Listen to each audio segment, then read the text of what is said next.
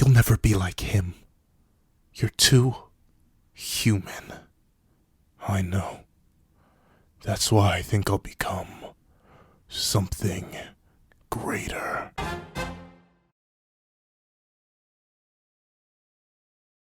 Thank you to our final patrons, Red Wolf 4765, Midnight Gem Lord, Sean, and a very big thank you to our $25 patron, Alex Ice Rose. Now, we're having this breakdown, such discussion on how Yuta Okkotsu, the Blessed One, must transcend in order to stand a chance against the malignant deities that stand before him. Please leave your own thoughts on how Yuta should surpass his limits in the comment section down below. Leave a like and subscribe if you haven't already. Also, make sure to hit that little notification bell to miss out on any videos that come to the channel. Also, I do have a Patreon down below. You can support Visual as one, count them $1 a month, exclusive videos, early content, and more. You also now become a member of the channel for as $3 a month to get the same perks and more. Now, let's hop into the discussion. What's up, guys? Okkotsu here, and Yuta Okkotsu is forecasted to deal with some demons, some monsters, some beasts, some creatures of another type and tail. Like, I ain't gonna lie to you, there are two people that he may just run into.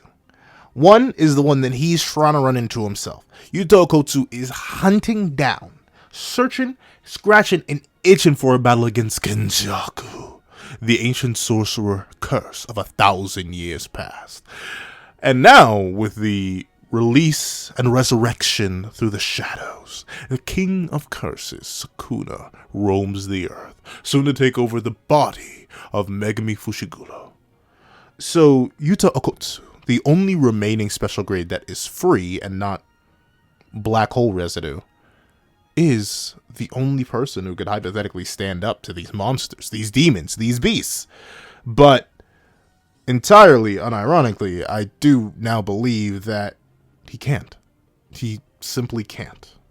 And there are a couple reasons why. One, let's just approach it from the King of Curses perspective first. I'm not too much of a scalar man, but I think even I can do the simple addition here. We have two characters who fought the same person.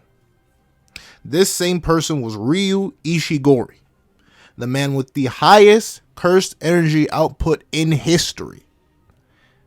Yuta Okkotsu ran up on this man, and low kizzle, he was kind of getting smacked up, just a little bit.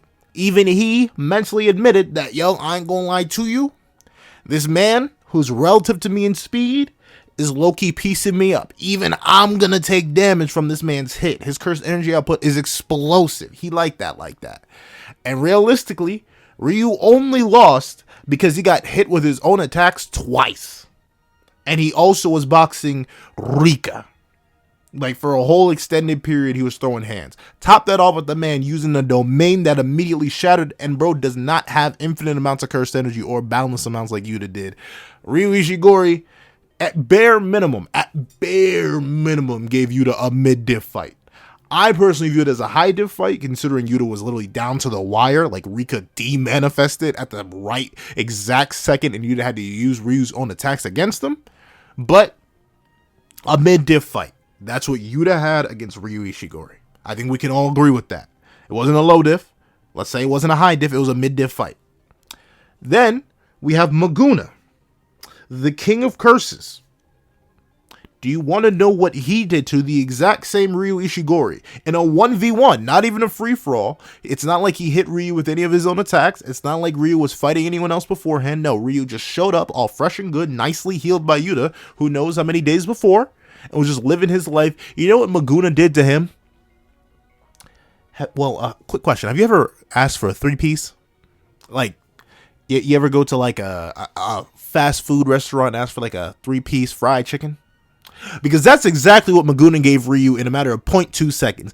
Maguna negative diff that man. Legitimately speed blitzed the taste out of his mouth and trisected him. Trisected his whole dome piece. It was disgusting, diabolical. I can't even think of the other words that could describe what happened to Ryu. Now we have two fights here. We have a mid-diff fight and a negative diff fight. I literally don't think you can even call it a low diff because there wasn't any difficulty. Ryu did not land a single hit on Maguna. Not a single hit, and he got perception blitzed. Yuta never perception blitzed Ryu, and he definitely didn't negative diff him. So that's Yuta. Yuta at full power, by the way. Yuta got everything from Rika. Bro was stacked up. He was running the 2v1. He was running duos, and Ryu was still holding up just a decent bit. Ryu still lost, don't get me wrong, but there's a different caliber to the level of fight that these two had against the same person. I can't even see Gege being more clear about the difference in power between these two based on having them fight the exact same individual and one of them absolutely body bagging the other while the other struggled. There's that. And then the other guy, he ate a black hole. Now, to be 100% fair, Kenjaku had like the perfect technique to counter a black hole. He has RCT, he had the anti-gravity technique, bada bing, bada boom, he was good. He was fine to counter the black hole, but he pulled up on the other special grade and a grade 1 sorcerer, essentially, in Choso. He pulled up on both of them. Was styling and dancing and swaggering on Choso's toes, which admittedly Yuta did too. Yuta did also like casually low diff Choso after he fought Naoya, don't get me wrong. But then Kenjaku was taking on Yuki Tsukumo. And after she got one good hit in, that man popped open a domain that's barrierless, not a single barrier in sight, not a barrier to be seen anywhere anyhow, a divine domain. He popped that open and Yuki immediately got body bagged. It was literally disgusting, diabolical, and atrocious how down bad Yuki was because she got down batted into the ground by the down bad gravity technique. And the thing is, we gotta realize she would have just straight up like perished right then and there if Tengen didn't collapse the entire area they were in. Like, she only survived because of that. And then Kenjaku proceeded to absolutely one-shot her with some mini Uzumakis. Like, blew her face up and blew her gut up. Like, talk about rearranging her guts on a real different level. Kenjaku was about that. With some mini Uzumakis. That, bro's just different. Yuta's a special grade. Don't get me wrong. And who knows? He is described as second only to Satoru Gojo in unusual abilities. So, let's go with the idea that he's still stronger than Yuki. Kenjaku managed to pull that out.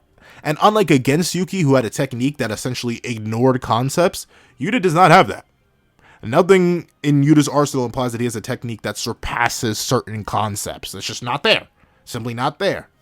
So Kenjaku could legit just sit there and spam special grades against Yuta, as he's also fighting Yuta himself, and we've seen that Kenjaku is really smooth with it. He really got the hands like that. Imagine Kenjaku pulling up on Yuta, dropping the gravity technique on him, and then immediately jumping in with like 50 different special grades. Or however many special grades he has. He's about that. And once again, Kenjaku can just amp lower grade cursed spirits with his own cursed energy, making them even stronger. I'm sorry, I don't think Yuta's got that fight right now. It's just not in him. It's not in him. And here's the main reason why. Hypothetically, a full power Yuta could probably put up a decent fight against, but I'm not sure about Maguna though, just because of the speed blitzes and the low diff. Here's the thing, because I know some Yuta fans are gonna come get me, and I'm a Yuta fan too. Don't get me wrong, I'm clowning on Yuta right now, but I'm a Yuta fan too. But let me talk some facts at y'all. If Yuta could have speed blitz Ryu and just hit him over and over and over again to the point where he didn't take damage, he would have done it. He would have done it. I can wholeheartedly agree with y'all that Yuta may just have a bunch of extra techniques that are extremely lethal that he didn't pull out on Ryu or Uro because he wanted their points. I can agree with y'all. I have no idea where he would have gotten those techniques, considering he spent a majority of his time in Africa. Like, unless there were some crazy crack sorcerers over there that had buku stupid crazy techniques, he shouldn't have too many broken techniques. Unfortunately, he missed a lot of the good ones that were in the series. If he had shown up like 2 arcs earlier, he'd be 10 times as broken as he was now. Imagine him with Idol Transfiguration, Jogo's technique, Hanami's technique, Dagon's technique. Like, bro could be so much more broken if he was just here earlier on. But even with that being the case, we know if Yuta can low diff somebody, if he can negative diff somebody, he will. We saw him do it with Choso. We saw him negative diff Choso. He straight dropped Choso like he was a side character, which he is. But still, he dropped Choso like he was a background character. Like he was a jobber. He made Choso a jobber when he felt like it. He could not do that to Ryu. Maguna jobbed Ryu. Definitively. Ryu was literally only introduced to Sukuna right then and there so we could show off how powerful Sukuna was. So Yuta's he ain't winning. He's just not winning. No amount of slaying intent is going to take Yuta multiple blitz levels above Ryu like Sukuna was. Like, legitimately, I cannot understate this. Maguna perception blitzed Ryu. Ryu could not launch or land a singular attack on the King of Curses. Yuta could not do the same. I'm sorry, if Yuta could blitz, he would have blitzed. We've seen it. We've seen it. We can't even argue that, Yuta fans. He may have something else in his kit, but right here, right now, he does not have it. And the thing is, that's assuming Yuta could even pull up with the kit activated. If he just gets pulled up on randomly by the King of Curses, he ain't gonna have that ring on. He gonna be in base with no CT. So he really would just be done in if he just ran into Maguna at random like Ryu did. He would just get one-tapped, done. Once again, he's relative to Ryu in speed, Ryu's relative to him in speed. Maguna, absolutely perception blitz Ryu. Done. Kenjaku is more debatable, but once again, I think Kenjaku just has the worst matchup against Yuta. Once again, if Yuta pulls up in base, it's a 1v1, but it's not really a 1v1 because it's like a 1v1000. Especially since Kenjaku knows everything there is to know about Yuta and his technique. He's not going to sit there and let Yuta put a ring on and be like, Rika, give me everything. He's not going to do that. He's not going to let that slide. And thusly, he's going to simply jump Yuta, maybe steal the ring, and start melee rocking on his body as he has the thousands of cursed spirits just to sail Yuta from afar, since he doesn't have anything that can just negate concepts. So, I think Yuta loses both of those fights. I'm going to make versus battles on him anyway, because I think you could do an interesting narrative thing, but I don't think that current Yuta stands a chance against either of the two-man antagonists. I just think it's out of his pay grade. I think it's low-key out of everyone's pay grade. I think low-key Sukuna may have just won, unless we have something like cooking in the background. Sukuna may have just won, but regardless of that, Yuta, as he is right now, cannot stand up to the demons, beasts, and monsters that are Kenjaku and Maguna.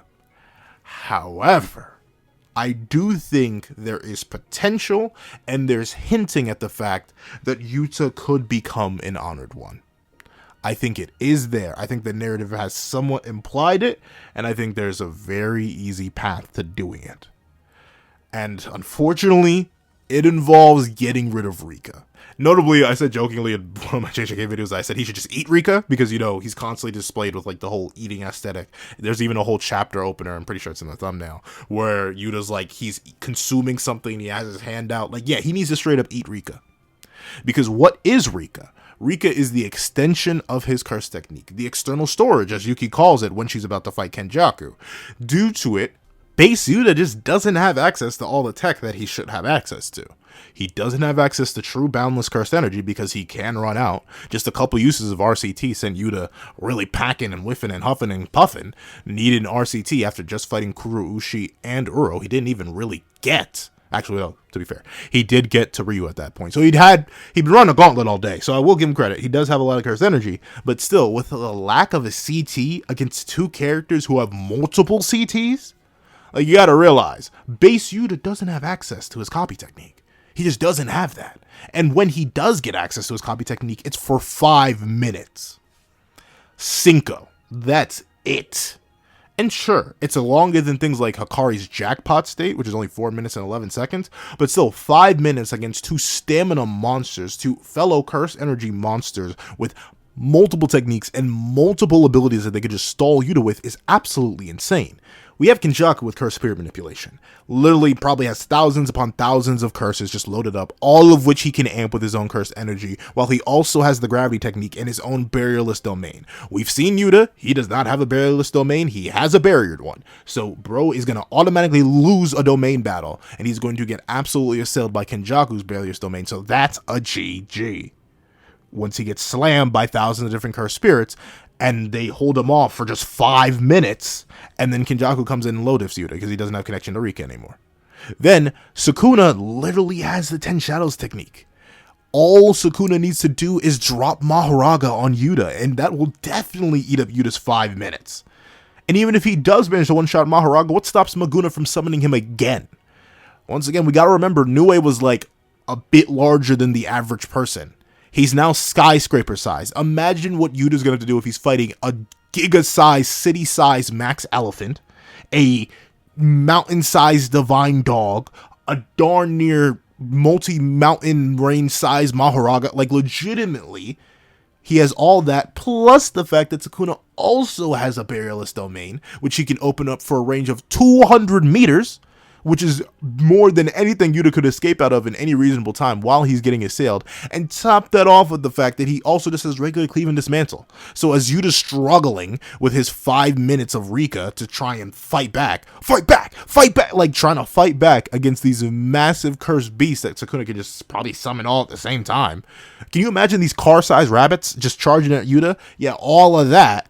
Meanwhile, Sukuna's just casually throwing out cleaves, throwing out dismantles in the general direction of Yuta, collapsing buildings on top of him, slicing Yuta apart, doing all that. And that's if he even needs to do that. Yuta, with only 5 minutes of Rika and his CT, is just not enough. It is simply not enough. And I think that's why he's going to ultimately need to transcend and consume or merge with Rika to truly become an honored one. Because we got to realize the thing that keeps all honored ones intact and sort of keeps them at their pinnacle. There too, I'd say Kenjaku's like an honorary honored one. He seems to be definitely up there in terms of combat prowess, disregard for human life and ability, but at least for the 2 confirmed honored runs. Sukuna, the King of Curses, and Gojo Satoru, the real honored one, the one that the cursed King Kenjaku can't even take down. Those 2 have this transcendental disregard for the rest of existence around them.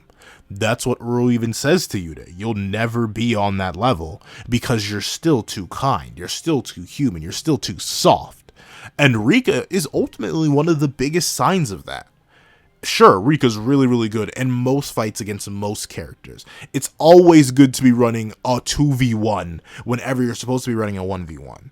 But in reality, the fact that Rika holds his CT, the fact that Rika is the one with the real boundless curse energy, the fact that Rika has all his cursed tools, all that, while is good for the most part against these next level, these deific threats like Kenjaku and like Sukuna, it's just not enough. Imagine if Gojo could only use the Limitless for 5 minutes. Do you think he'd be the strongest in the verse?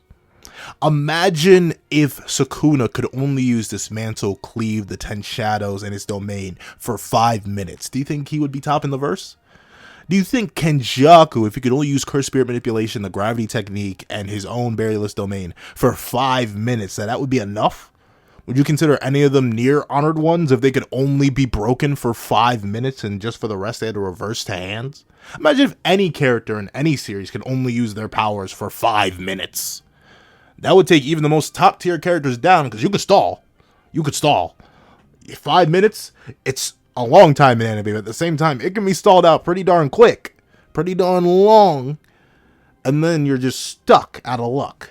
So I think Yuta is in this really awkward spot where he just can't pull it off in 5 minutes. He doesn't have the scaling to pull it off in 5 minutes. He doesn't have the real abilities and base to hold off after the 5 minutes. He's stuck out of luck. So I think Rika, being his last real tie to his past, the last real tie to his humanity, is the last thing that he really needs to consume. He's been copying curse techniques for so long. He's been taking parts of others when they're convenient for so long that I think he finally needs to take this last piece, take this last ability of someone he cared for, someone he loved, someone he respected, and become something indifferent, something inhuman, like Sukuna and Gojo did. As Gojo said himself when he was fighting Toji for the second time, "I'm sorry, Riko. I'm not fighting for you. I'm not fighting for anyone. This just feels right." He was just transcendent. Sukuna has never cared about a soul, and because of that, he's access to power that's almost beyond creation. Even Kenjaku, a man who's been hopping bodies for millennia, even he has reached a point that seems nigh on transcendent due to his disregard for the humanity of others, and the humanity of things that may not even be entirely human, like his own children. Kenjaku has reached a level beyond all that because he disregarded all of his humanity. And sure, Yuta Okkotsu seems like a character who would never want to do that. A character who wouldn't want to sacrifice what makes him him. You know, his humanity is one of the biggest things about him. His love, his care for his friends, his willingness to spare others. Despite his willingness to use others and even do things in less than optimal ways, he's still a kind soul. He's still a nice guy at the end of the day. And obviously Rika means so much to him, even if just a vestige of a person he once loved. Still, that vestige has helped him out so many times, saved him so many times. So him absorbing her, him merging with her, and essentially erasing her from existence to become transcendent is something I don't think he would ever want to do. But I think that's the only way he could really become an honored one, really reach the level of those such as Gojo Satoru and Sukuna. Because if he does that, realize what he could have access to. True boundless cursed energy. The cursed spirit with limitless cursed energy infused in him means that he would never, ever run out. Ever at all. He would have true boundless infinite cursed energy, meaning he could perform techniques he never has before. The main issue, the main drawback of the limitless, and the reason you need the 6 size for it, is because it drains so much cursed energy. It is such a high cost technique. But if Yuta actually had true infinite cursed energy by absorbing a cursed spirit with true actual infinite cursed energy, then he could use the limitless. He may be able to stand a chance against the deities because he would have one of their powers. That's just that. Imagine with infinite cursed energy that Yuta has access to all the abilities he did before, but at an endless range. Cursed speech is not just something that he can infuse some cursed energy into, but he can infuse all of it. And suddenly the little defenses such as reinforcing your ears don't matter because the cursed energy just tears through those defenses. Imagine he has techniques like sky manipulation to the ultimate degree where he's literally not just thin icebreakering a portion of the sky, but literally shattering whole areas of it, whole cities being broken apart, the reality of them, the very fabric torn apart. Imagine him summoning Drew Shikigami not just as tiny little things from his hair, but actual massive beasts, massive copies of, I suppose, still Rika, terrorizing the entire area because he can just pull them off and grow them to any size because he can fuel them with so much cursed energy. And they also constitute as a domain. So he's shutting down other techniques within that. And unfortunately, we don't know how many other techniques Yuta has, but those alone would be enough to truly make him be a proper rival to the people he wants to be a proper rival to. And topped it off with the fact that he may be able to summon the cursed tools that are stored within Rika at will. He may be able to do that if he has absorbed her, if he's truly become one with her, transcended the bonds that he once had to become a being beyond them.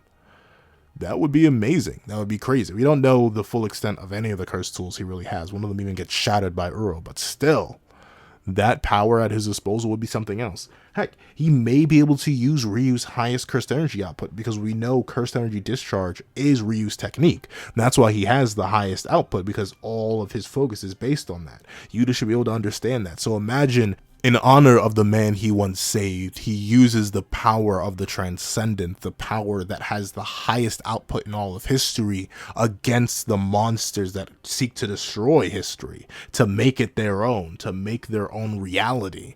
That would be great. And obviously, I would really want to see him use Limitless. Imagine he pulls out infinite boogie woogies, because he's most likely seen that before too. So he could just pull out so much at unlimited amounts as long as he takes Rika for himself.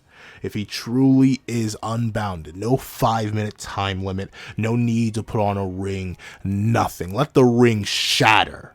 Allow him to absorb Rika and prove Uro wrong. That this prodigy child, the blessed one, the boy who was cursed with a curse of his own making, comes to and rises against the monsters that have assailed his world. Will he ever be the same afterwards? No. But we've seen with Satoru Gojo that you do not have to become a pure monster like Sukuna and like Kenjaku after experiencing a proper awakening. After sacrificing all the bonds you once had, you can still return to the world of man. Sure, you'll be lonely. Sure, you'll be looking down from the summit, but the summit is still connected to the earth. So Yuta Okkotsu could reach that summit and stand against those who seek to destroy everything he knows and loves. However, that's what I think. I think that's the only way that Yuta could ever be a possible threat to the monsters he wants to take down. I don't think he has it in him right now. I think the 5-minute curse limit is too much on him. I think it holds him back drastically, but those are my thoughts. Please tell me your thoughts in the comment section down below. Thank you guys so much for watching. Remember to like, share, comment, and subscribe. And make sure the notifications to miss out on any videos that come to the channel. Also, I do have a Patreon below. Each support as low as $1 down a month. And exclusive videos, early content, and more. Also, now become a member of the channel for as low as $3 a month to get the same perks and more. Now, thank you guys so much for watching once again, and I hope you guys have a wonderful day. This is Dago the Pencil, writing off.